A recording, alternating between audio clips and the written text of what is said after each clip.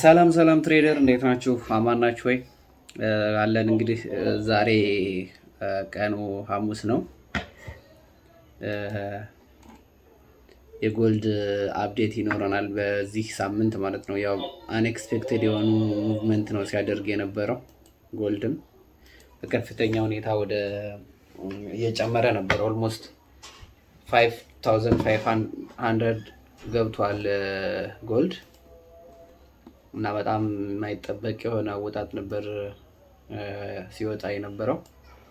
እንግዲህ አፕዴቱን ለማሳየት ያክል ብዙ ትሬድም አልወሰንም። በዛ ላይ ኒውስ ዊክ ነው፣ ፎምስ አለ ምናምን። በዚህ ሳምንት ብዙ ዜናዎች ይኖራሉ እና በጣም ብዙ ትሬዶችን አልወሰድኩም። እኔ 3 ትሬዶችን ብቻ ነው የወሰድኩት። ከሶስቱ ውስጥ ሶስቱ በጣም አሪፍ ነበሩ። በአንደኛው ብሬክ ኢቭን ነበረኝ። ከዛ ውጭ ግን ሁሉም አሪፍ ነበሩ፣ አሪፍ ትሬዶች ነበሩ።